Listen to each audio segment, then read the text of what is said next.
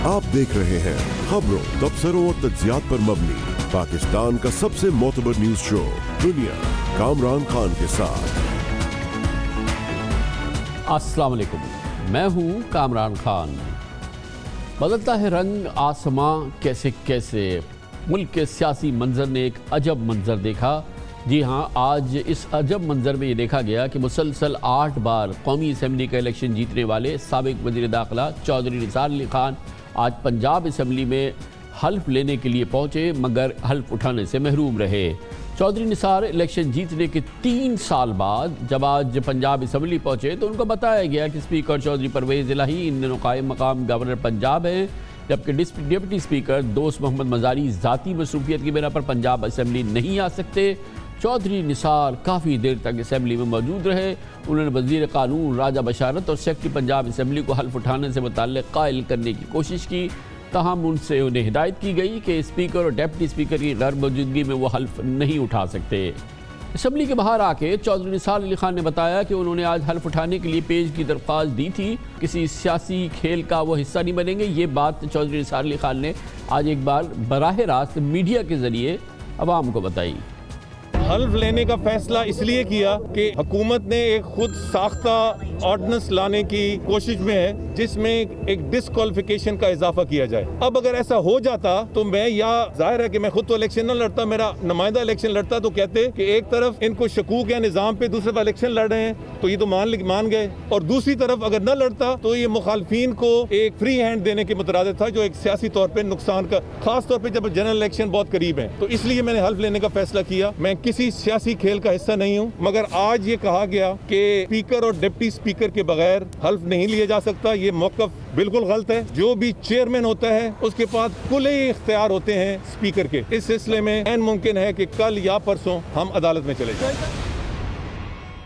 दुरुस्त कहा जाता है कभी के दिन बड़े कभी की रातें बड़ी। ये वही चौधरी निसार अली खान साहब हैं जो 1985 से 2013 तक मुसलसल 8 बार रुकन कौमी असम्बली मुंतखब हुए, अहम वफाकी वजारतों पर काबीना में फाइज रहे, या फिर वो लीडर ऑफ द अपोजिशन थे। एक वक्त था जब पार्लियामेंट में चौधरी निसार अली खान का मुनफरिद तमतराक और खूब घन गरज होती थी। वज़ीर दाखिला चौधरी निसार अहमद आज शाम 4 बजे अहम प्रेस कॉन्फ्रेंस करेंगे। कोई मीटर रीडर था, वो इस मकाम तक किस तरह पहुंचा यार? ऐसी मखलूक हमने कभी नहीं देखी कि अपने मौसलों के साथ भी आस्तीन का सांप बन के उनको डसना शुरू करे। एक एलपीजी का कोटा वो बेनजीर भुट्टो साहब से लेके किसके नाम किया गया और फिर उसे रेगुलराइज किस तरह किया गया? वो अभी भी भूल रहे हैं मेरे पे, अभी भी धमकियां दे रहे हैं आप। 2000 में एलपीजी डीरेगुलेट हो गई थी, आपको इल्म नहीं है? Take me to court, I will take you to the cleaner. जो मेरे खिलाफ महाज बनाते हैं इनके दुम पे मेरा पांव आता है। सरे माल आपका है या नहीं है? वो $60 मिलियन किसके अकाउंट में गए? एयर टिकट्स बिलावल भुट्टो के भी उसी अकाउंट से जाते हैं और रेहान अली के भी उसी अकाउंट से जाते हैं। अगर किसी सुप्रीम कोर्ट के जज की इज्जत है, उनके सामने जो पेश हो रहे हैं उनकी भी इज्जत है। मेरे लिए मेरी इज्जत है। ट्वीट्स के जरिए एक दूसरे को मुखातिब नहीं किया जाता। ये पाकिस्तान की जमहूरियत के लिए ज़हर कातिल है। चौधरी निसार अली खान ने पैनामा केस के फैसले के बाद पार्टी पॉलिसी से इख्तलाफात के बायस वजारत से इस्तीफ़ा दिया था और मुस्लिम लीग नून से अलहदगी इख्तियार कर ली थी। जुलाई 2018 के इलेक्शन में उन्होंने आज़ाद हैसियत से हिस्सा लिया था और पैनामा केस के फैसले के बाद उन्होंने जनाब नवाज शरीफ समेत मुस्लिम लीग नून की क़ियादत को तजावीज़ दी थी कि वह तसादुम की सियासत से बचें और रियासती इदारों के खिलाफ बयानबाजी ना किया करें। मैं नवाज शरीफ को बहुत दफ़ा कहा है, उनको याद होगा। मेरा तमाम जिंदगी आपके साथ रोल है कि मैं आपके कान में विस्पर करता रहता हूँ, मियां Nawaz Sharif your human, Miyan Nawaz Sharif your. Supreme court का जो फैसला है वो पूरी कौम को, सारी सियासी पार्टीज को बशमूल हमें कबूल करना होगा, क्योंकि जब आला तरीन अदालत का फैसला कोई भी फर्द कबूल नहीं करता, इसका मतलब है वो जंगल का कानून, खा वो से मुतमिन ना हो, अगर खुदा न खास्ता खिलाफ आता है, आपने बहुत सब्र और तहम्मुल से रिएक्ट करना है। गुस्सा ना खाइएगा, लोग आपको गुस्सा दिलाएंगे। इलेक्शन 2018 चौधरी निसार अली खान की सियासत का लो पॉइंट था।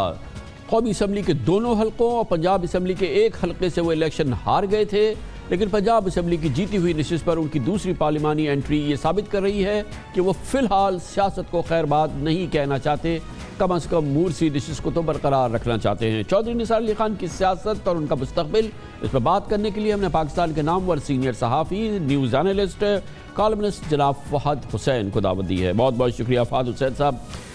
گویا کہ چودھری نثار علی خان صاحب ایک پولیٹیکل آئسولیشن تو ان کو برداشت ہے، لیکن سیاست کو وہ خیر بات بالکل نہیں کہنا چاہتے، اس لیے بادل نخواستہ آج وہ پنجاب اسمبلی میں حلف لینے پہنچ گئے، اور اب لگتا یہ ہے کہ پنجاب اسمبلی کی کرتا دھرتا ان سے انجوائے کر رہے ہیں ان کی اس کیفیت کو۔ درست کہہ رہے ہیں آپ کامران صاحب، اس سے یہ بات تو بالکل واضح ہو گئی کہ چودھری نثار صاحب نے جو ایک طرح کی پولیٹیکل آئسولیشن جو ہے اپنائی ہوئی تھی کئی سالوں سے، وہ اب ختم ہونے کو ہے۔ اب بڑا سوال یہ ہے کہ کیا وجہ کیا ہے؟ ظاہر بات ہے یہ کہا جا رہا ہے کہ کیونکہ ان کے اوپر ایک ڈسکوالیفیکیشن کی تلوار لٹکنی شروع ہو گئی ہے جب سے حکومت وقت نے کہا ہے کہ وہ اس طرح کا ایک آرڈیننس لے کے آئیں گے کہ وہ لوگ جنہوں نے کچھ عرصے تک، بہت عرصے تک اپنا حلف نہیں لیا، ان کو ڈسکوالیفائی کر دیا جائے۔ عین ممکن ہے یہ وجہ ہو جو انہوں نے آج کہی بھی صحیح، لیکن اس کے ساتھ ساتھ یہ بھی ہو سکتا ہے کہ جس طریقے سے پاکستان میں اس وقت سیاسی ڈیولپمنٹس ہو رہی ہیں اور بڑی تیزی سے ہو رہی ہیں، اس میں شاید چودھری نثار صاحب کو کچھ اس طرح کے اپرچونٹیز نظر آ رہی ہوں، مواقع نظر آ رہے ہوں، جس کی بنیاد پر ان کا جو سیاسی کریئر جو کہ ایک طریقے سے غیر فعال ہوا تھا، وہ ایک بار پھر یعنی متحرک ہونے کے لیے تیار ہے۔ مگر ان کے پاس آپشنز فہد صاحب اتنے زیادہ نظر نہیں آتے۔ وہ قطع تعلق کر چکے ہیں نون لیگ سے، نواز شریف صاحب سے، مریم بی بی کے ساتھ ان کی بالکل نہیں بنتی ہے، وہ بالکل ان کو ایکسیپٹ کرنے کے لیے اس طرح سے تیار نہیں ہے، اور پی ٹی آئی کی آفر انہوں نے ریجیکٹ کر دی تھی۔ یقیناً 2018 کے الیکشن سے پہلے ان کے پاس بڑی ساؤنڈ آفر تھی، پیپلز پارٹی وہ جوائن نہیں کر سکتے ہیں، تو ان کے پاس کوئی بہت زیادہ آپشنز نہیں ہیں۔ آپشنز کی کمی میرے خیال میں بالکل ایک حقیقت ہے، اور اس میں وہ یہ آؤٹ کم ہے کامران صاحب، جو سیاسی فیصلے چودھری نثار صاحب نے آج سے چند سال پہلے کیے، 2018 کے الیکشن سے پہلے کیے، جو بھی ان کی سمجھ تھی، جو بھی ان کی ججمنٹ تھی، اس کے مطابق انہوں نے فیصلے کیے، جن کی روشنی میں جس طرح کہ آپ نے بالکل درست کہا کہ ان کے پاس اب آپشنز کم ہیں۔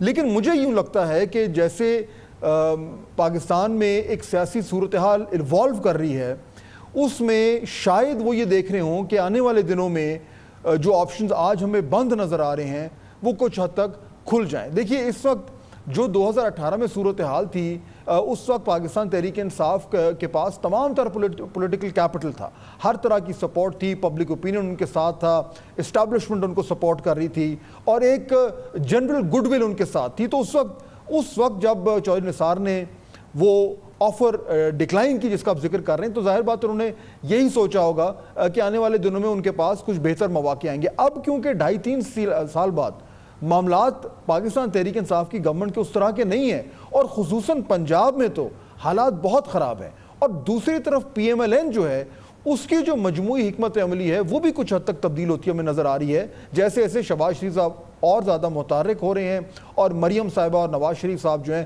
قدراً خاموش ہیں۔ تو اس صورتحال کو دیکھتے ہوئے میں حیران نہیں ہوں گا اگر چودھری نثار صاحب جو ہیں وہ آنے والے دنوں میں جو ہے وہ اپنے لیے کچھ آپشنز کھلتے تو وہ، مگر ان کی جو پولیٹیکل ہسٹری ہے، بہرحال وہ ہر کیفیت میں وہ مسلم لیگ کا ہی حصہ رہے ہیں، اور ہر کیفیت کے اندر وہ مسلم لیگ کا انہوں نے ساتھ دیا ہے، اور تعلقات ان کے up and down Nawaz Sharif صاحب کے ساتھ چلتے رہے ہیں۔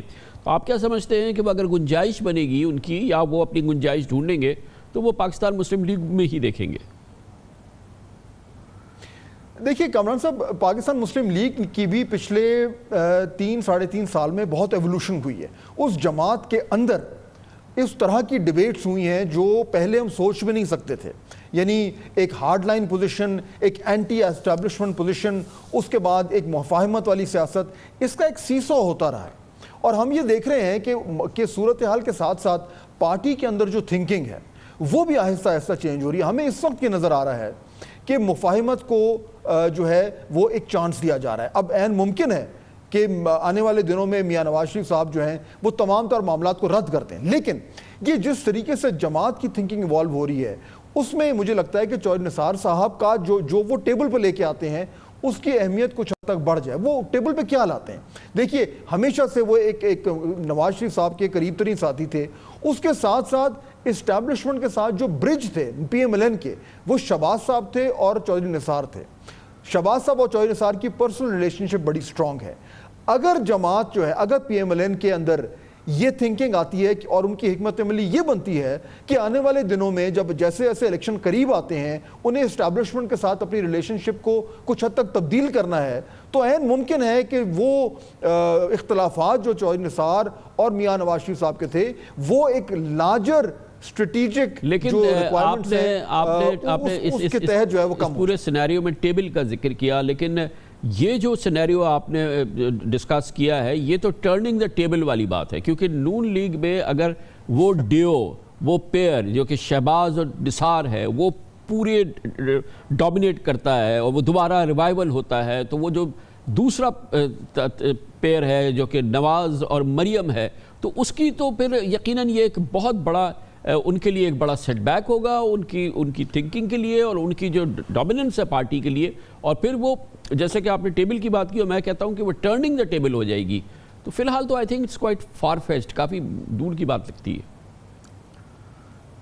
دیکھیے یہ فوری طور پر شارٹ ٹرم میں اس کے ہونے کا امکان جو ہے وہ بالکل آپ صحیح کہہ رہے ہیں کہ وہ بہت ہی کم ہے, اس طرح نہیں ہوگا. لیکن اس وقت جو پلاننگ ہو رہی ہے وہ نہ صرف شارٹ ٹرم ہے بلکہ میڈیم ٹرم بھی ہے. یعنی پی ایم ایل این میں اب یہ بھی بات ہو رہی ہے کہ اگر الیکشن 2023 میں ہوتے ہیں تو تب تک جو اگلے 2 سال ہیں اس میں ہم نے اپنی جماعت کی جو حکمت عملی ہے اس کو کس طریقے سے آگے لے کے چلنا ہے, اور اس کے بعد 2023 کے بعد ہم نے کہاں پہ جانا ہے, یعنی ہمارا جو جماعت کا تشخص ہے وہ کیا ہونا چاہیے. میرے خیال میں چودھری نثار صاحب کی جو انٹری ہے وہ شارٹ ٹرم کے لیے نہیں ہے.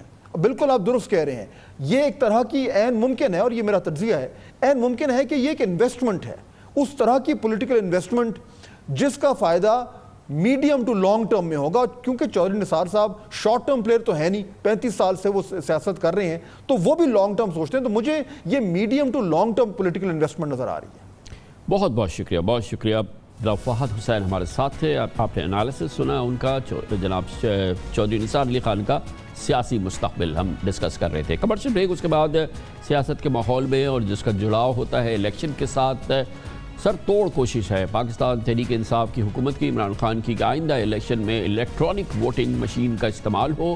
اس کے لیے ایک صدارتی آرڈیننس آیا ہے, الیکٹرانک ووٹنگ مشین پہ بھرپور کام ہو رہا ہے اور یہ آسان بھی ہوگا پارٹی کے لیے کہ وہ سادہ عسکریت سے اس کا قانون بھی منظور کرا لے, لیکن الیکشن کمیشن اس کا حامی نہیں ہے اور اپوزیشن بھی نہیں. ایک بار پھر الیکشن کمیشن اور اپوزیشن ایک جگہ پہ کھڑے ہوئے ہیں. اس کی بات کرتے ہیں چھوٹے سے وقفے کے بعد. پاکستان میں الیکشن چاہے ایک نشست پر ہو یا جنرل الیکشن ہو, اس کا لازم ملزوم ہے کہ اس کے بعد دھاندلی کا شور مچے گا اور دھاندلی ہوگی ہر الیکشن کے بعد. الیکشن کمیشن سمیت ریاستی اداروں پر الزامات کی بوچھاڑ ہو جاتی ہے, سیاسی جماعتیں آپس میں تو میں کرتی ہیں, ووٹرز کی بائیو میٹرک تصدیق اور الیکٹرانک ووٹنگ کا مطالبہ زور پکڑتا ہے اور پھر معاملہ ٹھنڈا ہو جاتا ہے. اب بھی $1 ملین کویشچن ہے کہ پاکستان میں اگلا الیکشن ٹیکنالوجی کے استعمال کے ذریعے ہوگا یا نہیں, کیونکہ الیکشن کمیشن بھی الیکٹرانک ووٹنگ کی مخالفت کر رہا ہے اور اپوزیشن کے ساتھ کھڑا نظر آتا ہے. لیکن اب P T I electronic voting machine سے الیکشن کے لیے ڈٹ گئی ہے. 2 ہفتے پہلے صدارتی آرڈیننس کے ذریعے الیکٹرانک ووٹنگ کی منظوری بھی دی گئی اور جلد الیکشن ایکٹ میں سادہ اکثریت سے ترمیم کے بعد اس معاملے پر قانون بھی منظور ہو جائے گا. تمام قرائن یہ بتا رہے ہیں. الیکٹرانک ووٹنگ مشین ووٹر کی تصدیق, امیدوار کے انتخابی نشان کے انتخاب, بیلٹ پیپر کی پرنٹنگ سے لے کے ووٹوں کی گنتی تک کام کرے گی. گویا کہ ایک ہمہ جیتی ٹیکنالوجی والا نظام ہے یہ.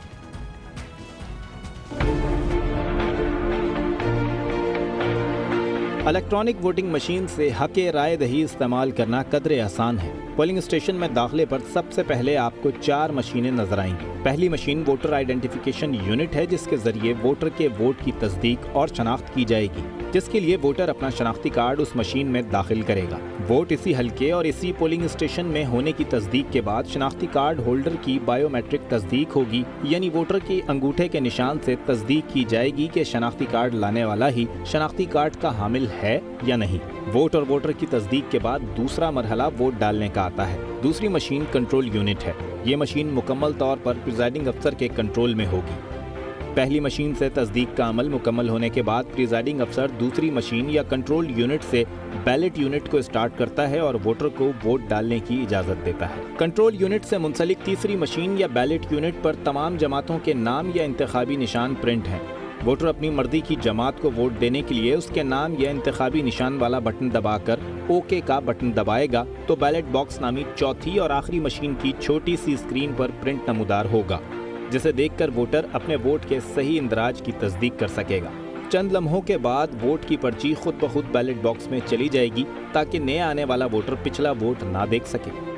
ای وی ایم کے ذریعے ووٹ کے غلط اندراج کا امکان بھی تقریباً ختم ہو جائے گا۔ وہ اس طرح کہ کسی ووٹر نے بیلٹ مشین پر غلطی سے کسی دوسری جماعت کے نام یا انتخابی نشان کا بٹن دبا دیا تو وہ اپنے مطلوبہ امیدوار کے نام یا انتخابی نشان کا بٹن دوبارہ سے دبا سکتا ہے۔ تسلی ہونے کے بعد ووٹر اوکے کا بٹن دبائے گا تو ہی ووٹ کاسٹ ہوگا اور بیلٹ مشین میں جائے گا، یعنی جب تک اوکے کا بٹن نہیں دبایا جائے گا ووٹر کے پاس امیدوار منتخب کرنے کا آپشن موجود ہے۔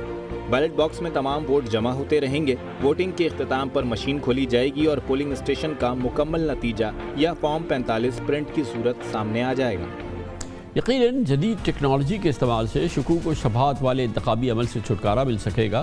2 ہفتے قبل الیکٹرانک ووٹنگ اور اوورسیز پاکستانیوں کے حق رائے دہی کے لیے صدارتی آرڈیننس نافذ ہو چکا ہے۔ اسپیکر قومی اسمبلی انتخابی اصلاحات کے حوالے سے حکومت اور اپوزیشن کے اراکین کی ایک کمیٹی بھی تشکیل دے چکے ہیں۔ حکومت کو اطمینان اور یقین ہے کہ الیکشن ایکٹ میں آرڈیننس کے ذریعے کی جانے والی ترامیم 120 دنوں میں پارلیمنٹ سے سادہ اکثریت سے منظور ہو جائیں گی۔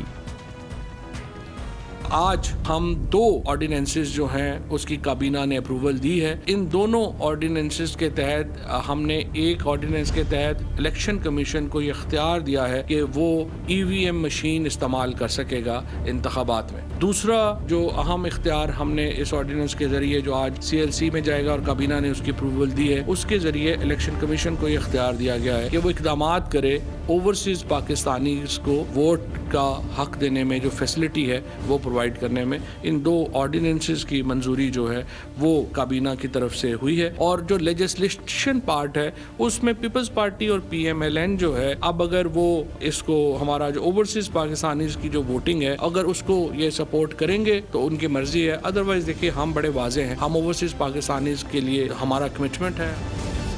صدارتی آرڈیننس کے تحت election commission Pakistan electronic voting مشینوں کی خریداری کا بھی پابند ہے، لیکن اتفاق کی بات ہے کہ آرڈیننس کی منظوری کے اگلے ہی دن الیکشن کمیشن نے تحفظات کا اظہار کر دیا۔ الیکشن کمیشن نے شکوہ کیا کہ الیکٹرانک ووٹنگ کے معاملے پر اس کو اعتماد میں نہیں لیا گیا۔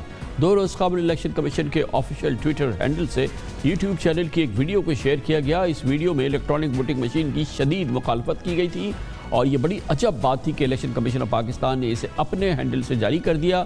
تاہم جب ہلچل مچی تو الیکشن کمیشن نے یہ ٹویٹ ڈیلیٹ کر دی، گویا کہ اس نے تسلیم کر لیا کہ یہ عمل مناسب نہیں تھا۔ اس پوری صورتحال میں بات کرتے ہیں اور اس کے لیے ہم نے دعوت دی ہے ممتاز سینئر صحافی عدیل وڑائچ ہمارے ساتھ اسلام آباد سے موجود ہیں۔ بہت بہت شکریہ عدیل وڑائچ صاحب۔ لگتا یہ ہے کہ حکومت نے ٹھان لی ہے، وہ ڈٹ گئی ہے کہ اس نے اب آئندہ الیکشن جو ہے اس کو الیکٹرانک ووٹنگ مشین کو استعمال کرنا ہے اور اس کے لیے جو اس کے ذرائع ہیں وہ اس کو استعمال بھی کر رہی ہے، ایک آرڈیننس بھی ہو گیا ہے اور بظاہر ایسا لگتا ہے کہ یہ قانون منظور کرنے میں بھی اسے کوئی مشکل پیش نہیں آئے گی۔ جی بالکل کامران صاحب، اس کی بڑی وجہ یہ ہے کہ جہاں تک معاملہ ہے 80 سے 85 لاکھ اوورسیز ووٹرز کا، ان ووٹرز کے حوالے سے سپریم کورٹ آف پاکستان کا ایک فیصلہ موجود ہے۔ اس فیصلے کے نتیجے میں ہی پائلٹ پروجیکٹ میں گئے تھے، اب آرڈیننس آ گیا، ایک قانونی شیلٹر موجود ہے۔ یقیناً اس کے بعد پارلیمنٹ میں سادہ اکثریت سے قانون منظور کرنا ہوگا۔ جہاں تک معاملہ ہے ای وی ایم کا، اس کے حوالے سے بھی آئین میں ترمیم نہیں کرنی، سادہ اکثریت سے الیکشن ایکٹ میں ترمیم کرنی ہے، اس سے متعلق بھی آرڈیننس میں شک ڈال دی گئی ہے۔ تو ایک قانونی شیلٹر آ گیا ہے، کوئی ایسی حکومت بہانہ نہیں چھوڑنا چاہتی کسی بھی ادارے کے لیے کہ جی قانون موجود نہیں ہے، تو اب قانون موجود ہے۔ 31 مئی لاسٹ ڈیٹ ہے، وزارت سائنس اینڈ ٹیکنالوجی کے پاس جو ڈیڈ لائن ہے، اس نے ای وی ایم بنا کر تیار کر کے اس کا demo election commission of Pakistan کو دینا ہے۔ انٹرنیٹ ووٹنگ کے حوالے سے اسپینش فرم جو ہے اس کو شارٹ لسٹ کیا جا چکا ہے، وہ بھی اپنا کام کر رہی ہے اور وہ آڈٹ کر رہی ہے انٹرنیٹ ووٹنگ کا جو پائلٹ پروجیکٹ ہوا تھا، اس کے پائلٹ پروجیکٹ سے متعلق بھی 31 مئی کو الیکشن کمیشن آف پاکستان میں رپورٹ پیش کرنی ہے۔ اس معاملے میں جو اب سے چند سال پہلے معاملہ تھا ای وی ایم والا اور جو انٹرنیٹ ووٹنگ والا، اور اب جو معاملہ ہو رہا ہے، ایک واضح فرق یہ ہے کہ اس وقت ان چیزوں کی تیاری، اس میں لیڈ رول جو تھا وہ الیکشن کمیشن آف پاکستان کا تھا، ساری تیاری وہ کروا رہا تھا۔ اب حکومت اس میں خود لیڈ رول لے رہی ہے اور الیکشن کمیشن یہ شکوہ کرتا نظر آ رہا ہے۔ لیکن یہ بہت ساری چیزوں میں لوپ میں نہیں لیا جا رہا۔ اس میں جو تکلیف کا یا ایک تشویش کا پہلو ہے وہ یہ ہے کہ چاہے ایک نشست پہ ضمنی الیکشن ہو، 10 نشست پہ ہو یا general election who, election commission of Pakistan پہ بد اعتمادی عیاں ہوتی ہے اور ہر جماعت اس پہ عدم اعتماد کا اظہار کر دیتی ہے، فراڈ کا الزام لگتا ہے، اور الیکشن کمیشن آف پاکستان اس معاملے میں مکمل ناکام ہو گیا ہے۔ لیکن یہ عجب معاملہ ہے کہ اب جب یہ حکومتی انیشیٹو ہو رہا ہے، پارلیمنٹ کا انیشیٹو ہے یہ سارا، الیکشن کمیشن آف پاکستان اس کے خلاف کھڑا ہو گیا ہے اور ایسی چیزوں کی حمایت کر رہا ہے جو اس کی مخالفت میں ہے۔ یہ ایک عجب معاملہ ہے کیونکہ الیکشن کمیشن آف پاکستان لگتا نہیں ہے کہ حکومت کی کسی بات سے بھی ایگری کر رہا ہو۔ جی، الیکشن کمیشن اس میں اپنی بے چینی شو کرنا چاہتا ہے۔ الیکشن کمیشن کو انٹرنیٹ ووٹنگ پہ شدید تحفظات ہیں۔ الیکشن کمیشن ای وی ایم کے معاملے پر بھی اس انداز میں حکومت کے ساتھ کھڑا دکھائی نہیں دے رہا، اور الیکٹرانک ووٹنگ مشین کے حوالے سے صدر مملکت کا بھی یہ کہنا ہے کہ دیکھیں کہ یہ بیلٹ ختم نہیں ہو رہا، بیلٹ اسی طرح بیلٹ باکس میں جائے گا۔ صرف جو ای وی ایم کے اوپر لوگ جو تحفظات کا اظہار کر رہے ہیں وہ تو ایک ایسا کیلکولیٹر ہے جو آپ کو جلدی نتائج دے جائے گا، بیلٹ تو اسی طرح بیلٹ باکس میں موجود رہے گا، وہی پریکٹس ہوگی۔ لیکن اس پہ چونکہ اپوزیشن جماعتیں حکومت کا ساتھ دیتی نظر نہیں آ رہی، تو الیکشن کمیشن یہ چاہتا ہے کہ سیاسی جماعتیں ساری آ کر مل بیٹھیں اور یہ فیصلہ کریں۔ لیکن اس میں الیکشن کمیشن یہ بھی سمجھتا ہے کہ یہ ایک سادہ اکثریت سے قانون میں ترمیم ہو جانے کی وجہ سے وہ باؤنڈ ہو جائے گا، لیکن بظاہر ایسا لگتا ہے کہ آنے والے وقت میں اگر یہ اپوزیشن کی مشاورت کے بغیر، اتفاق رائے کے بغیر حکومت سادہ جو اکثریت سے اس میں ترمیم کر بھی لیتی ہے، تو انٹرنیٹ ووٹنگ پہ الیکشن کمیشن آف پاکستان کی جانب سے ریزسٹنس آ سکتی ہے۔ اس کی وجہ یہ ہے کہ الیکشن کمیشن کہتا ہے کہ اس سے پہلے ایک آڈٹ ہوا تھا اور اس میں جو سیکیورٹی کے مسائل جو تھے، اس میں سیفٹی کے جو مسائل تھے وہ سامنے آئے تھے، اس لیے ہم نے چونکہ کنڈکٹ کرنا ہوتا ہے الیکشن کی رات، ہم پر انگلیاں اٹھنی ہوتی ہیں۔ آر ٹی ایس کے معاملے میں بھی یہ ہوا تھا، لیکن ای وی ایم کے معاملے پہ خود چیف الیکشن کمشنر بھی یہ سمجھتے ہیں کہ یہ ٹیکنالوجی ضرور آنی چاہیے لیکن اس میں کوئی جلد بازی نہیں کرنی چاہیے۔ لیکن اب جو مشین تیار کی ہے یہ وزارت سائنس اینڈ ٹیکنالوجی نے کام سیٹس یونیورسٹی کے تعاون سے تیار کی ہے۔ یہ ایک پریلیمنری ماڈل ہے، ابھی جو پارلیمنٹ ہاؤس کے گیٹ نمبر 1 پہ نصب کیا گیا ہے، تمام لوگ جا کر اس کا جائزہ لے سکتے ہیں، اور اس کے بعد 31 مئی کو جب پروڈکشن ماڈل بن جائے گا اس کے بعد اس کا آرڈر دے دیا جائے گا۔ 3 لاکھ کے قریب مشینیں جو ہیں ان کو آرڈر دیا جائے گا۔ اب یہ ایسا لگتا ہے، حکومتی شخصیات سے بات کریں تو ایسا لگتا ہے کہ الیکشن کمیشن اس معاملے میں مانے یا نہ مانے، اپوزیشن اس معاملے میں مانے یا نہ مانے، یہ سادہ اکثریت سے قانون پاس کرنا حکومت سمجھتی ہے اس کا حق ہے، اور وہ ای وی ایم کے حوالے سے اور انٹرنیٹ ووٹنگ کے حوالے سے کافی سیریس نظر آتے ہیں۔ اور جس طرح آپ نے ابتدائیے میں کہا کہ حکومت ڈٹ گئی ہے، بالکل حکومت اس میں ڈٹ گئی ہے، اور حکومت ای وی ایم اور انٹرنیٹ ووٹنگ کے حوالے سے یہ فیصلہ کر چکی ہے کہ اسے لے کر آنا ہے۔ بہت بہت شکریہ ممتاز سینئر صحافی عدیل وڑائچ ہمارے ساتھ اسلام آباد سے موجود ہے۔ کمرشل بریک اس دوران نیوز ہیڈ لائنز دیکھیں، اس کے بعد ہم اپنے پروگرام کے باقی کے ساتھ واپس آتے ہیں۔ الحمدللہ پاکستان کی معاشی ترقی کی شرح یعنی جی ڈی پی میں قابل قدر اضافہ ریکارڈ ہوا ہے۔ عالمی مالیاتی اداروں نے جی ڈی پی میں 1.5 سے 2% کی پیشن گوئی کی تھی، جبکہ حکومت اور اسٹیٹ بینک کا 3% تک کا اندازہ تھا، لیکن اللہ کا لاکھ لاکھ شکر ہے کہ جی ڈی پی گروتھ 3.94% ہونے کی امید ہے۔ نہ جانے یہ صورتحال گو کہ پاکستان کے لیے ایک اچھی خبر ہے، پاکستان کی معیشت کے لیے حوصلہ افزا خبر ہے، مگر جیسا کہ ہمارے یہاں ہوتا ہے، بعض معاشی ماہرین حیران پریشان ہے، نہ جانے کیوں ایسا ہو رہا ہے۔ کچھ نقاد بلبلا اٹھے ہیں کہ کیوں پاکستان کی معیشت کے حوالے سے یہ اچھی خبر آئی ہے۔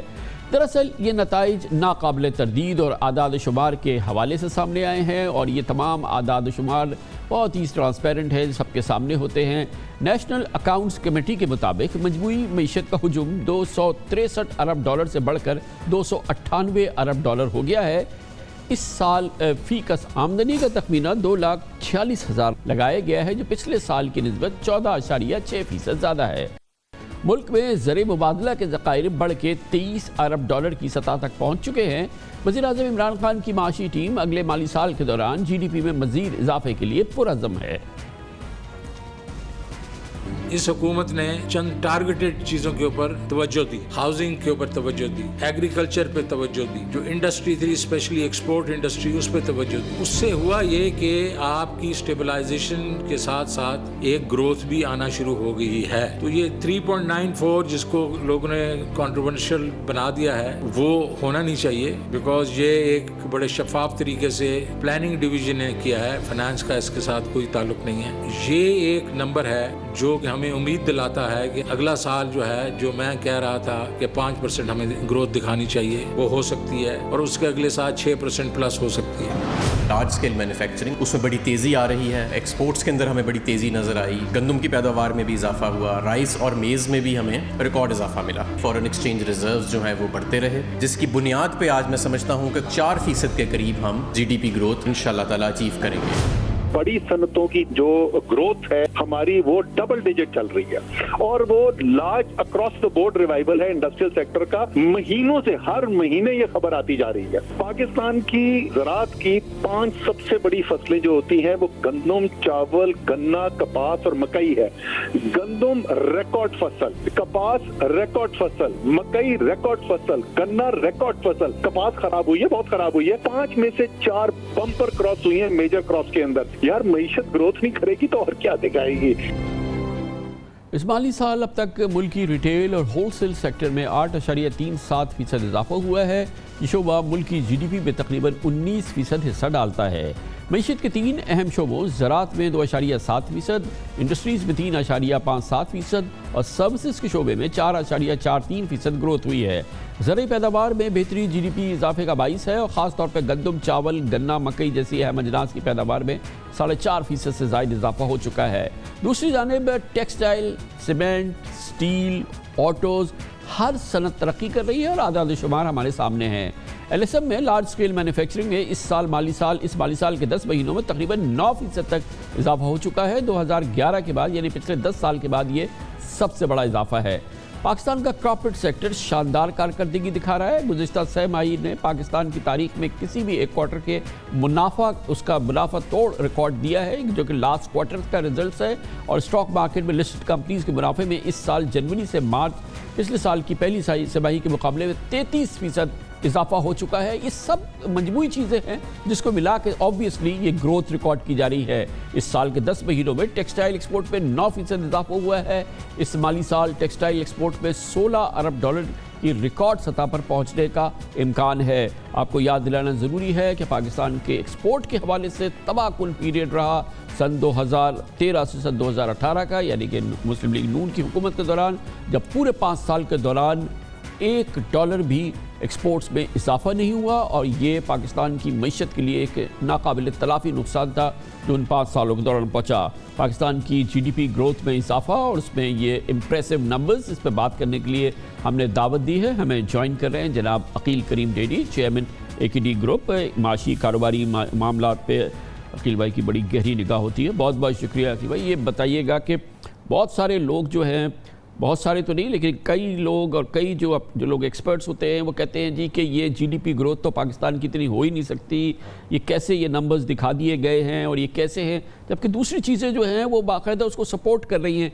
आप क्या कहेंगे? मेरा अपना ख्याल है कि कमरान भाई, मैंने ये देखा है कि हमारे जो एक्सपर्ट हैं ना स्टडी नहीं करते, वो बैठ के सोचने के आदी हैं। उनके जहन में है कि पाकिस्तान जिस तरह चलता है उसी तरह चल रहा है। मैं आपको बता दूं पाकिस्तान पूरा चेंज हो चुका है। पाकिस्तान में जो बिज़नेस एक्टिविटीज़ आज है कभी भी नहीं थी, और लोग प्रोपेगेंडा ज़्यादा कर रहे हैं। लेकिन मैं आपको यकीन से कह सकता हूँ गवर्नमेंट ने जो नंबर दिए हैं, आपकी जीडीपी ग्रोथ इससे भी ऊपर आएगी। और इसके लिए मैं यकीन से कह सकता हूँ कि लार्ज स्केल मैन्युफैक्चरिंग के जो नंबर दिए गए हैं, अगर वो नंबर मैं समझता हूँ लास्ट मंथ, अभी जून का महीना बाकी है, आप यकीन करें जो गवर्नमेंट ने नंबर दिए इससे भी बहुत ऊपर आएंगे ये नंबर। और आपकी जीडीपी ग्रोथ मिनिमम अगर बहुत ही पुअर आएगी तो 4.5 आएगी, इससे नीचे नहीं आएगी। और ये नंबर देखने के बाद अगर लोग इसको इख्तलाफ करते हैं तो मैं समझता हूँ ये बहुत ही अच्छी बात नहीं कहलाएगी। भाई जो आपका कॉन्फिडेंस है कि ये GDP ग्रोथ इंशाल्लाह अच्छी बात है, 4.5 आए, 5 आए, 5.5 पाकिस्तान के लिए अच्छी बात है, मगर इसकी ठोस जो आपके नज़दीक वजूहात हैं जिसकी वजह पे आप ये कह रहे हैं कि ये जो अभी नंबर्स आए हैं उससे भी, यानी कि नेशनल अकाउंट्स कमेटी से भी बेहतर नंबर्स आएंगे, उसकी वजूहात क्या है, कलीदी वजूहात? उसकी वजूहात आप देखें ना, डिमांड, आप ऑटो सेक्टर को उठा के देखें, आप सीमेंट को उठा के देखें, आप इसके अलावा स्टील को उठा के देखें, उसकी डिमांड आप देखें, और जितनी भी डिमांड है वो पूरी नहीं कर पा रहे, और उनकी प्रोडक्शन पिछले साल से काफ़ी वो बढ़ा चुके हैं। एक टाइम था कि ये सब कार्टेल बना के माल बेचने की कोशिश कर रहे होते थे, आज सिचुएशन ये है कि कार्टेल को भूल के वो डिमांड को पूरा नहीं कर पा रहे हैं, लोग एक्सपेंशन में जा रहे हैं।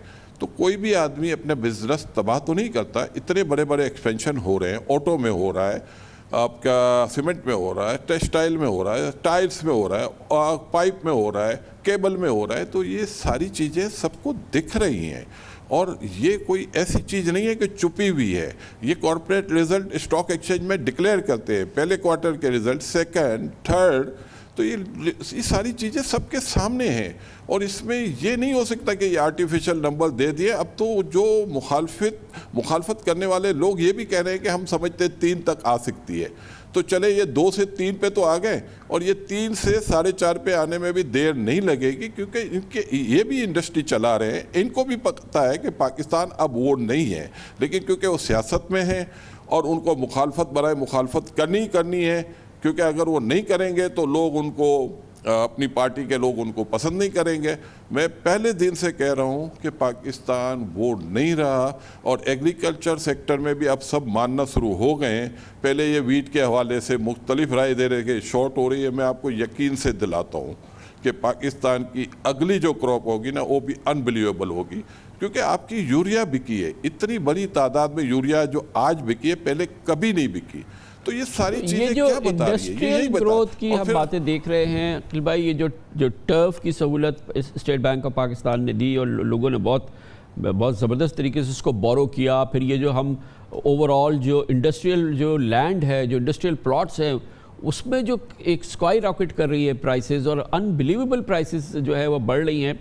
तो ये सब ये ग्रोथ में आएगी आगे चल के, और ये फिर एक्सपेंशन होगी, और फिर बज़ाहिर रोज़गार भी पैदा होगा। देखिए कामरान भाई, ग्रोथ के इंडिकेशन मैं आपको बताता हूँ। इस वक्त सिर्फ आप ये देखें कि गवर्नमेंट ने जो हाउसिंग का पैकेज कितना अच्छा दिया है, और जो आप ये देखें कि पैसा जो बाहर से आ रहा है, क्यों आ रहा है, उसकी वजह है कि आपने अपने रुपये को ओवर वैल्यू नहीं रखा। अगर आज आप अपने रुपये को ओवर वैल्यू कर दे, जो पीछे था, तो कोई पैसा पाकिस्तान में इन्वेस्ट नहीं करेगा। सबको पता है कि मेरा पैसा डी वैल्यू में जाया हो जाएगा, लेकिन आज पैसा आपका री वैल्यू हो रहा है। आज आपका रुपये इस वक्त भी 99.101 इन बिटवीन रियल रेट है। तो ये सारी चीज़ें इन्वेस्टर देखता है, और वो देखने के बाद पाकिस्तान में इन्वेस्टमेंट करता है। मैं समझता हूँ अगर लेवल प्लेइंग फील्ड, अगर सबको आप इक्वल देंगे तो इन्वेस्टमेंट आएगी।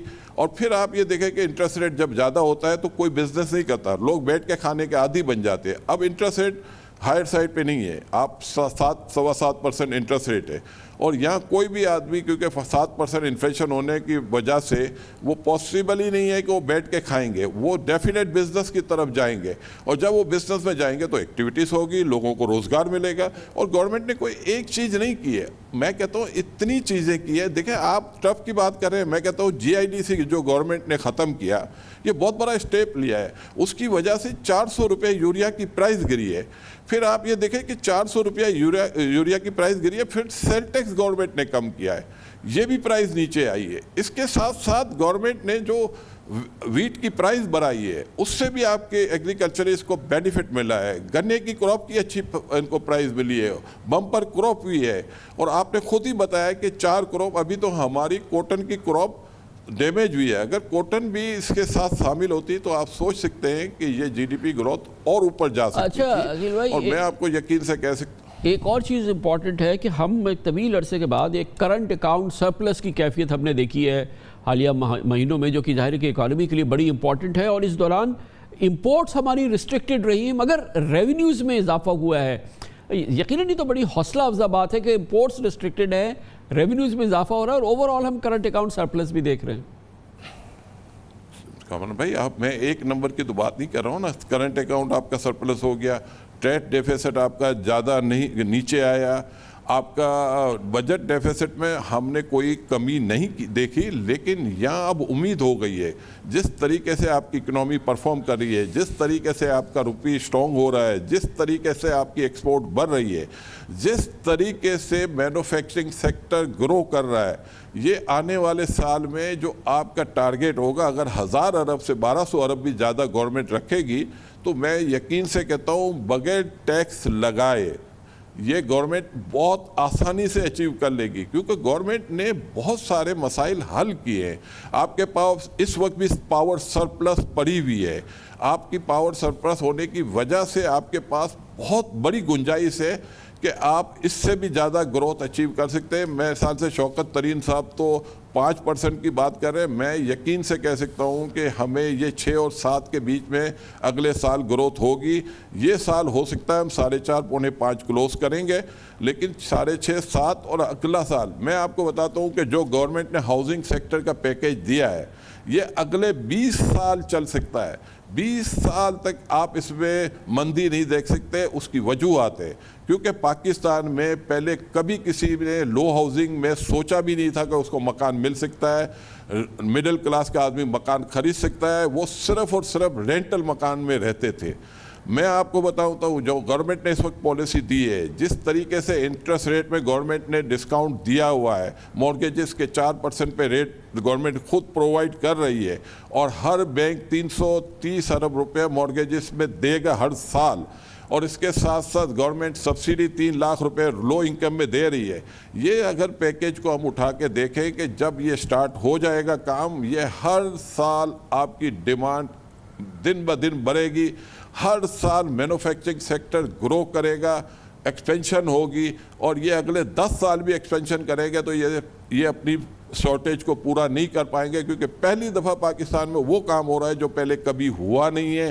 ہمیں گورنمنٹ کو پورا سپورٹ کرنا چاہیے۔ میں سمجھتا ہوں باقی اپوزیشن پارٹیوں میں بھی بزنس کمیونٹی کے بہت سارے لوگ ہیں اور وہ خود انڈرسٹینڈ کر رہے ہیں، لیکن ان کی مجبوری ہوتی ہے کہ وہ اگر یہ باتیں کریں گے تو کل ان کی پارٹی میں ان کو منہ دکھانا مشکل ہو جائے گا۔ بہت شکریہ جناب وکیل کریم جیڈی، چیئرمین ایکڈی گروپ ہمارے ساتھ ہے۔ معیشت کی ایک حوصلہ افزا تصویر بھی آپ کو دکھا رہے تھے۔ یقیناً ہر لحاظ سے ہر پاکستانی محسوس کر سکتا ہے کہ معیشت ہر لحاظ سے ترقی کر رہی ہے، اعداد و شمار اس کی گواہی دے رہے ہیں، اور یہ صاف شفاف اعداد و شمار ہے جو اس بات کو سپورٹ کر رہی ہے کہ پاکستان میں مجموعی ترقی کی پیداوار اور مجموعی پیداوار میں اضافہ ہو رہا ہے۔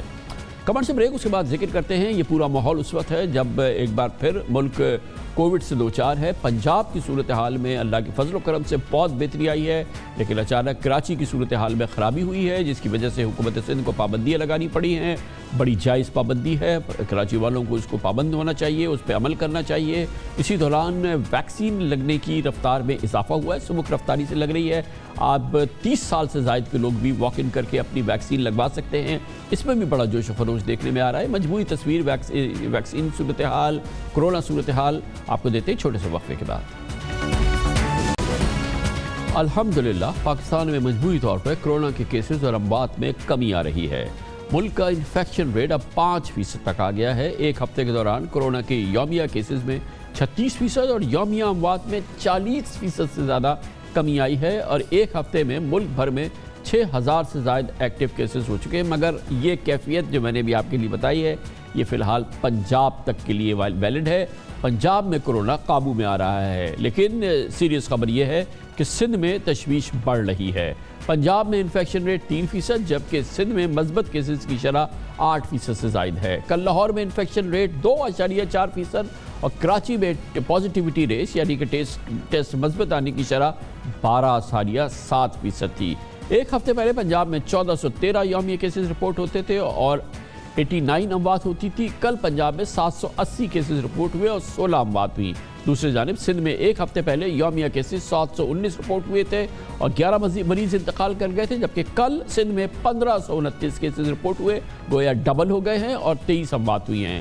صرف 7 دنوں میں پنجاب میں کیسز اور اموات کی تعداد آدھی ہو گئی ہے، جبکہ سندھ میں کرونا مریضوں اور اموات کی تعداد میں 2 گنا اضافہ ہو چکا ہے۔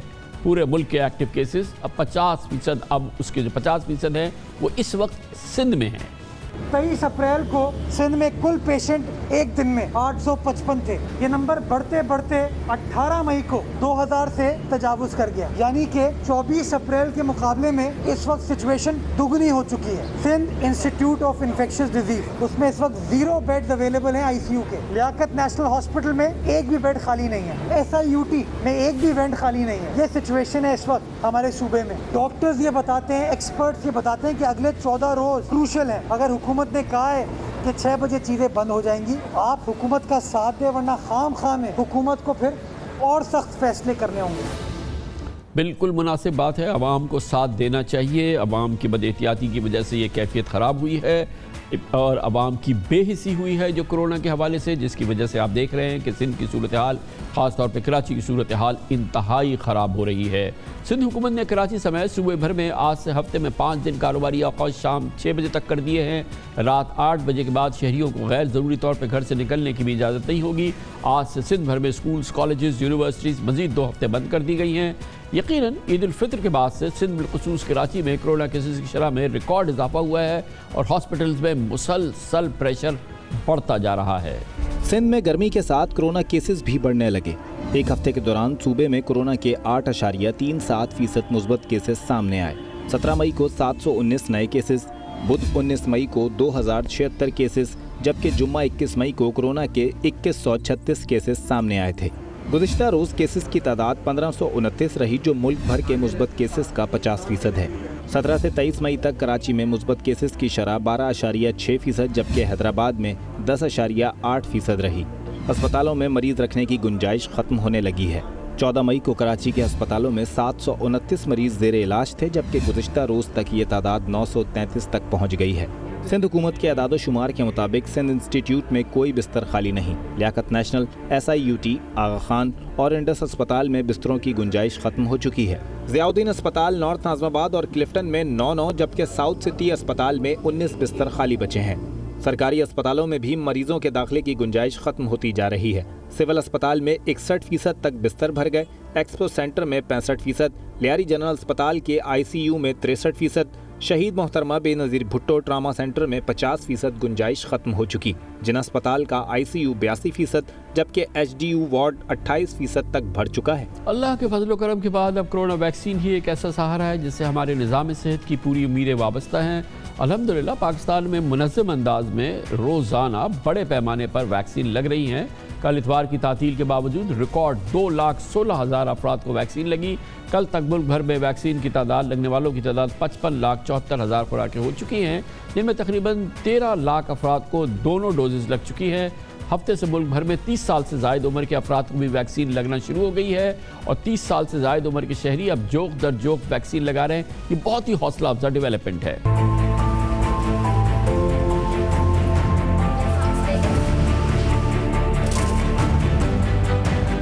آئیے اور ویکسین لگائیں اور کرونا کو بھگائیں۔ 24 گھنٹے یہ جگہ 24/7 کھلی ہوئی ہے صرف ویکسینیشن کے لیے۔ یہاں پہ جو میں نے انتظامات دیکھے ہیں، they are quite very nice, بہت مینیجیبل ہیں ساری چیزیں۔ بہت ہی اچھا ایفرٹ ہے اور یہ ہونا چاہیے۔ آپ تو آئیں، ویکسین کرائیں۔ فلی ایئر کنڈیشنڈ ہے، 24 گھنٹے کھلا رہتا ہے۔ زیادہ سے زیادہ یہاں تشریف لائیں اور خود کو ویکسینیٹ کروائیں۔ بہت اچھا سینٹر ہے، بہت اچھا انتظام ہے، یہ بہت اچھی چیز ہے، ویکسین ہمیں سیف کرے گی۔ بہت اچھا انتظام ہے، لوگوں کو چاہیے کہ اپنے آپ کو جلد سے جلد کروائے ویکسینیٹ۔ اللہ کا شکر ہے، یہاں پر انتظامات بہت اچھے ہیں۔ ویکسینیشن ہماری ضرورت ہے اس وقت، نہیں لگوائیں گے تو پھر وہی حالات ہو جائیں گے جو بھارت میں ہو چکے ہیں۔ اپنے گھروں سے نکلے اور حکومت کی جانب سے اچھے اقدامات کیا گئے اور ویکسینیشن ہر صورت انسان کو کروانی چاہیے۔ حکومت کی مہربانی ہے کہ انہوں نے یہ عوام کے لیے ریلیف دیا ہے۔ کوئی موسم کا پرابلم نہیں ہے، کچھ بھی نہیں، ایزی ہے بالکل، وہاں روٹین میں ہے۔ ویکسینیشن ضرور کروانی چاہیے، یہ تو لازمی ہے۔ ملک میں کرونا کی مجموعی صورتحال اور سندھ خاص طور پہ کراچی کی بگڑتی ہوئی کرونا صورتحال، ویکسینیشن کے تمام مسائل، اس پر بات کرنے کے لیے ہم نے دعوت دی ہے محترم ڈاکٹر عبدالباری خان کو۔ قائد ہیں، سربراہ ہیں انڈس ہاسپٹل کے، پاکستان کا نامی گرامی شاندار چیریٹیبل آرگنائزیشن ہے۔ بہت بہت شکریہ ڈاکٹر صاحب۔ بہت کنسرن کی بات ہے، آپ کو بہت زیادہ تشویش ہے اس وقت جو کووڈ کی سچویشن ہے خاص طور پہ کراچی میں؟ بالکل بہت زیادہ ہے، اور میں اگر اس کو ڈائسیکٹ کروں، یہ تو آپ کراچی کی 13.8% کی آج کی پچھلے 24 گھنٹے کی تھی، اور اگر میں ڈائسیکٹ کروں ڈسٹرکٹ وائز تو ڈسٹرکٹ ایسٹ میں 21% ہے، ڈسٹرکٹ ساؤتھ میں 17% ہے، ڈسٹرکٹ سینٹرل میں 10% ہے، اور یہ بڑی تھی، ابھی تھوڑا سا یہ کام ہوا ہے اس کے اوپر، اور اس تشویش ہماری اس وقت شروع ہو گئی جب منڈے کو عید کے بعد جب کھلا تھا تو اس وقت سے یہ نمبر بڑھنا شروع ہوئے تھے. پھر ہم لوگ منڈے کو ٹاسک فورس کی میٹنگ ہوئی، پھر تھرسڈے کو ہم نے، کیونکہ ٹیسٹ کم ہوئے تھے، جب کم ہوتے ہیں تو پازیٹیوٹی زیادہ ہوتی ہے، ٹیسٹ کو بڑھا کے دیکھا تو پازیٹیوٹی اسی طرح تھی. پھر سیٹرڈے کو دوبارہ ملے ہم لوگ، اور دوبارہ پھر یہ فیصلہ کیا گیا کہ یہ کریں، اور آج پھر دوبارہ یہ فرمائیے گا کہ عید کی تعطیلات کے بعد آپ نے فرمایا کہ پیر سے حالت خراب ہونی شروع ہوئی، حالانکہ اس سے پہلے 8 دن تو مکمل بند تھا شہر. دیکھیں مکمل بند تو تھا، لیکن اس کو مکمل بند انفارچونیٹلی جو ہے نا ہمارے لوگوں نے عید جیسے ہی عید ایک تو ان ایکسپیکٹڈ عید ہوئی کہ ویڈنسڈے کی رات کو لوگ ایسے نکلے جیسے کہ جی بالکل ہی ایک آپ جیسے نکلتے باہر نکلے تو انسانی بازار کھل گئے بغیر کسی اس کے. لوگوں نے بڑی بھی کوشش کی. دیکھیں یہ عیدیں آتی رہیں گے انشاءاللہ، اگلے سال بھی آئے گی عید. اس سال اگر ہم لوگ احتیاط کر لیتے تو ہم کو یہ نہیں کرنا پڑتا. تو یہ آج ہم سب خود رسپانسبل ہے اس چیز کے، اگر کیونکہ یہ فیصلہ کرنا مشکل ہوتا ہے. حکومت دیکھیں اس میں معاشیات بھی خراب ہو رہی ہوتی ہے، لوگوں کے بزنسز بھی خراب ہیں، اور گورنمنٹ کو ٹیکسز بھی نہیں آ رہے ہوتے. نقصان تو سب کسی کو فائدہ نہیں ہے چیزیں بند کرنے کا، لیکن اس کا بہت بڑا نقصان یہ ہے کہ اگر خدا نہ خواستہ یہ حالت کنٹرول سے باہر چلی گئی، جیسے آپ نے دیکھا کہ ہاسپٹلس کے بیڈ بڑھ رہے ہیں، تو وہ یہ سخت فیصلے کرنے پڑے اور اس کے لیے اس کے اوپر عمل کرانا بھی بہت ضروری ہے. اس وقت ڈاکٹرز ہاسپٹلس کی کیفیت تو ہم نے نمبرز وغیرہ تو ہم نے بتائے، یہ پریشر بہت زیادہ بڑھ رہا ہے، اور اگر ہم ابھی نہیں روکیں گے تو ظاہر ہے کہ یہ جتنی بھی ویکنسیز باقی ہیں یہ ساری فل ہو جائیں گی، اور پھر ہمارے پھر جو ہے نا میں یہی کہہ رہا ہوں کہ لوگ ہم کو کہتے ہیں کہ جی آپ یہ جو ہے فرنٹ لائن ورکرز ہیں. میں ہمیشہ یہ کہتا ہوں ہم فرنٹ لائن ورکرز نہیں ہیں، فرنٹ لائن پہ عوام ہے، اور اگر اس نے بھی بہیو کیا اور اس نے صحیح طریقے سے احتیاط نہیں کی نا تو یہ پھر ہماری اوپر پڑے گا جو کہ لاسٹ لائن آف ڈیفنس ہے. اور اگر خدا نہ خواستہ لاسٹ لائن آف ڈیفنس جیسے آپ کہہ رہے ہیں کہ یہ بیڈز بڑھ گئے تو پھر علامہ الحفیظ ہوگا، اور وہ خدا نہ خواستہ اللہ نہ کرے کہ وہ صورتحال ہو جو کہ انڈیا میں ہو رہی ہے. میری دعا ہے کہ وہاں پر بھی لوگوں کے ساتھ اللہ تعالیٰ ان کو بھی اس چیزوں سے بچائے، اور لیکن ہم اس طرف نہیں، یہ ہم پھر خود رسپانسبل ہوں گے اس چیز کے. اور ڈاکٹر صاحب یہ جو ابھی جو اس وقت ویکسینیشن کی مہم چل رہی ہے، اور اس پہ آپ کا کیا ٹیک ہے، کتنی صحیح ہے، اور کتنے لوگ، کیونکہ ہم دیکھ رہے ہیں، ہم اپنے اطراف میں تو دیکھ رہے ہیں کہ لوگ بڑی تعداد میں لوگ اپنے آپ کو ویکسین لگوا رہے ہیں، اور کیا آپ کا فیڈ بیک ہے جو لوگ ویکسین لگوا رہے ہیں، کتنے متاثر ہو رہے ہیں، کیا ہو رہا ہے؟ دیکھیں جو ویکسین لگا رہے ہیں وہ خوش ہیں، لیکن آپ نے کئی جگہ دیکھ لیا ہوگا، لیکن میں مطمئن نہیں ہوں جو لوگوں کا رسپانس ہے. کیونکہ اب پہلے تو یہ تھا نا کہ جی سپلائی کی ایشوز تھے کہ سپلائی نہیں آ رہی، اب سپلائی آ گئی ہے لیکن اب لوگ نہیں آ رہے. تو آپ نے دیکھا کہ ایک دم ہم نے 60 سال سے لے کے یہ کہ 30 ایئرس تک آ گئے کہ جب آپ خدا کے لیے آ جاؤ، جو بھی آئے گا ینگ آدمی ہو تو زیادہ اسی لیے تھوڑا سا رش بڑھا ہے، لیکن سب کو کرنا پڑے گا. آج ہم لوگوں نے ڈسکشن بھی کیا کہ اب موبائل ٹیمز بنائیں، گھروں پہ جا کے لگائیں، فیکٹریز میں جا کے لگائیں، جو فیسیلیٹیٹ کرے لوگوں کو. جو کہ ایڈمنسٹریشن نے کچھ بتایا کہ جی آپ کے سینٹرز میں لوگ جانے میں مشکل پیش آتی ہے، تو یہ طے ہوا کہ جی موبائل کر دیں.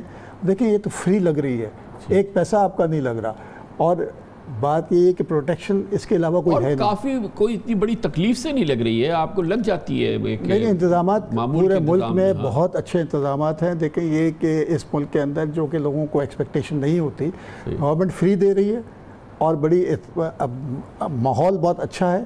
آپ جائیں آرام سے لگ کے آ جاتا ہے، کوئی آدھا گھنٹہ میکسیمم لگتا ہے آپ کا، یا 40 منٹ لگتے ہوں گے، کیونکہ آدھا گھنٹہ آپ کو ویٹ بھی کرنا پڑتا ہے.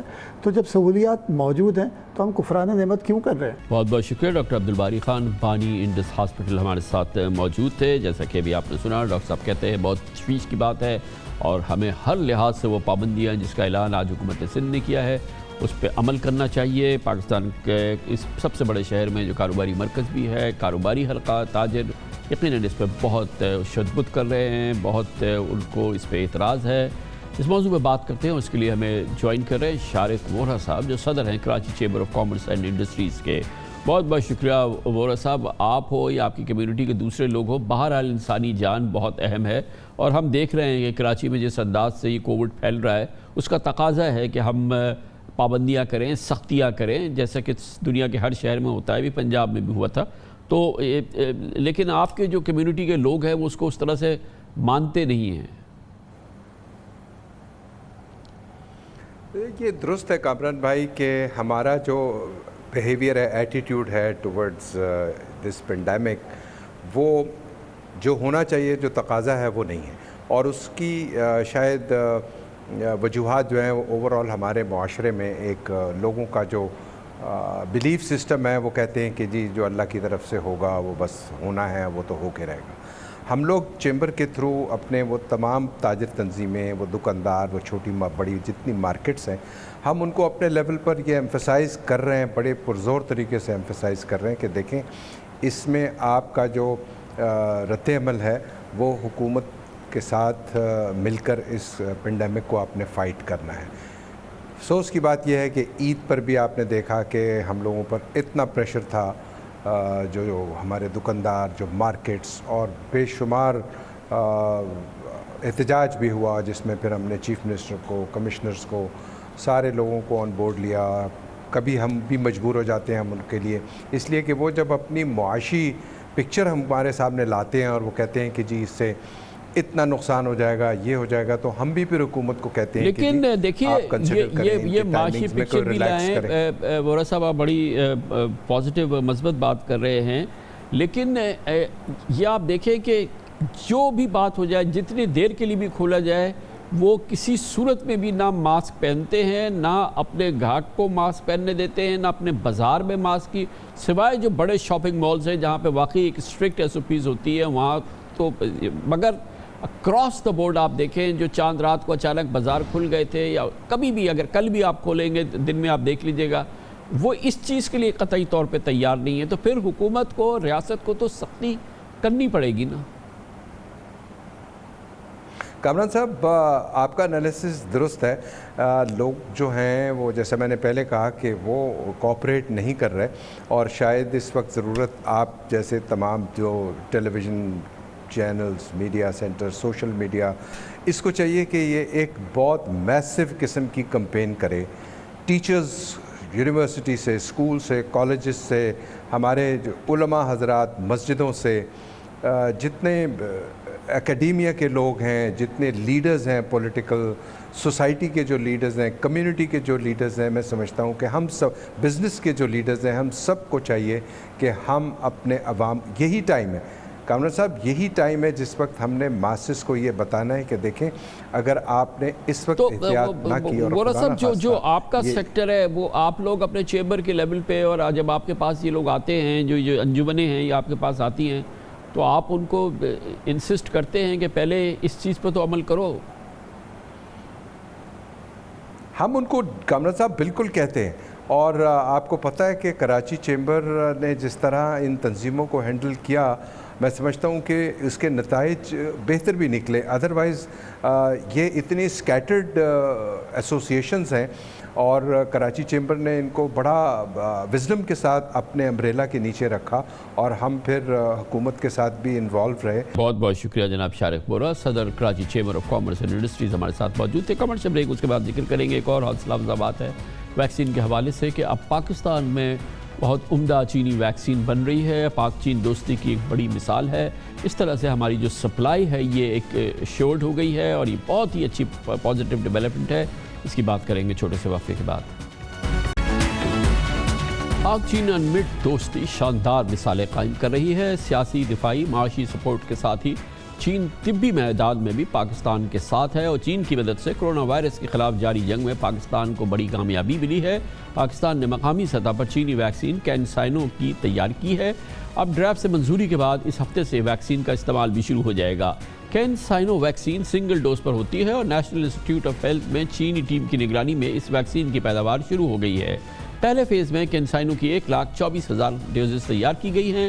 مقامی سطح پر تیار کردہ سنگل ڈوز کینسائنو ویکسین کی عالمی معیار کے مطابق ٹیسٹنگ مکمل ہو چکی ہے، اور ٹرائلز کے ابتدائی نتائج میں ویکسین محفوظ اور مؤثر پائی گئی ہے. ویکسین کی فارمولیشن کا کام 6 مئی کو شروع کیا گیا تھا، اور ویکسین کی دوسری کھیپ کی تیاری کے لیے کانسنٹریٹس جو ہیں وہ چین سے جلد آئیں گے. اور اس طرح سے پاکستان کے پاس یہ صلاحیت ہو گئی ہے کہ اس کے پاس ایک کنٹینیوس سپلائی ویکسین کی اویلیبل ہوگی اور یقیناً یہ پاکستان کی کورونا کے خلاف جنگ میں بہت معاون عمل ہے۔ اس پوری صورتحال پہ بات کرنے کے لیے ہمیں جوائن کریں ایک بار پھر doctor Nausheen Hamid, parliamentary secretary for health. بہت بہت شکریہ ڈاکٹر صاحبہ۔ کینسائنو کے حوالے سے بتائیے، جو پاک چین پروڈکشن ہو رہی ہے اس وقت کی آج کی کرنٹ سچویشن کیا ہے؟ جی بالکل، جیسا کہ آپ نے بتایا کہ ہمارا پہلا بیچ جو ہے وہ تیار ہو چکا ہوا ہے اور ہمیں امید ہے کہ ود ان دس ویک جو ہے اس کی لانچنگ ہو کے اور یہ پبلک کو یہ ویکسینیشن اس کی شروع ہو جائے گی۔ اور سیکنڈ بیچ جو ہے وہ انشاءاللہ 9 لاکھ ڈوزز کا ہمیں ایکسپیکٹڈ ہے، جو 9 لاکھ ڈوزز جو ہیں پاکستان میں تیار ہوں گی، اور اس کے بعد پھر اگلے مہینے ہم 3 ملین ڈوزز مزید ایکسپیکٹ کر رہے ہیں اس کا کانسنٹریٹ۔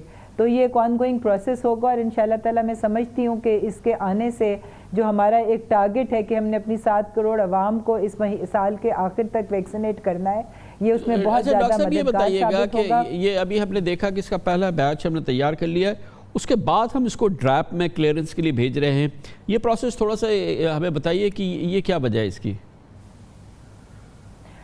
دیکھیں جی، کیونکہ اس کی کوالٹی ٹیسٹنگ ہونی تھی اور یہ ایک بڑا اسٹرینوس پروسیس تھا، بہت ڈیٹیل میں اس کی ٹیسٹنگ ہوئی ہے، بہت سارے جو ہیں وہ اسپیشلائز ٹیسٹ جو ہیں اس ویکسین کے اوپر کیے گئے ہیں۔ اب ان ٹیسٹ کی رپورٹس جو ہیں وہ ڈریپ میں سبمٹ کرائی گئی ہیں اور ظاہر ہے کہ وہ رپورٹس کی ضرورت ہوتی ہے کہ اس کی کوالٹی ایشورنس کے لیے، تو اب ان رپورٹس کے اوپر انشاءاللہ تعالیٰ ڈریپ کی جو کمیٹی ہے وہ اس کے اوپر فیصلہ کرے گی اور اس کو یوز کے لیے، ایمرجنسی یوز کے لیے اس کا اپروول دے دے گی۔ اب تک کیا فیڈ بیک ہے؟ کینسائنو کا ہمارے یہاں تو لگ چکی ہے کافی عرصے پہلے سے اور لگی ہے پاکستان میں، وہ کہ محدود تعداد میں، لیکن آئی تھنک ایک اچھا فیڈ بیک ہونا چاہیے ہمارے پاس۔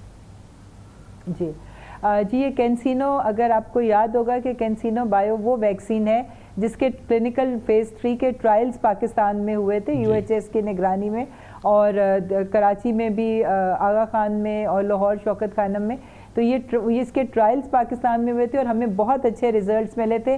ایک تو اس کی ایفیکیسی بہت اچھی تھی، کوئی 80% کے قریب، اور جو سیریس ڈیزیز سے بچانے کی اس کی کیپیسٹی ہے وہ 100% تھی۔ یعنی اس کا مطلب یہ کہ اگر یہ ویکسین لگنے کے بعد کسی کو کرونا ہوتا بھی ہے تو وہ سیریس ڈیزیز نہیں ہوتی اور اس کو ہاسپٹلائزیشن کی ضرورت نہیں پڑتی، مائلڈ سمٹمز ہوتے ہیں، اور 70 to 80% تو ویسے ہی اس ڈیزیز سے بچ جاتے ہیں۔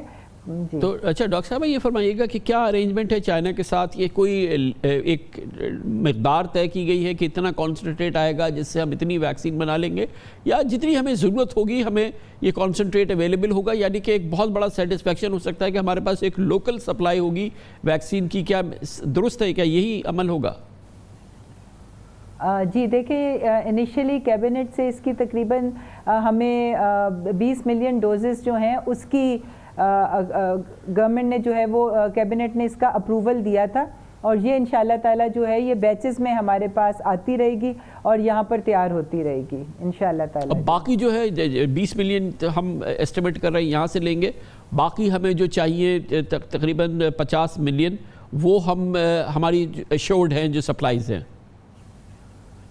جی بالکل، اس وقت کوویکس کی فیسلٹی سے بھی جو ہمیں انہوں نے ایسٹرازینیکا کی ابھی ہمارے پاس جو ڈوزز آئی تھی 1.3 ملین، 2.3 ملین جو ہیں وہ مزید انشاءاللہ آنے والے مہینے میں ہمارے پاس ایسٹرازینیکا پہنچ جائے گی۔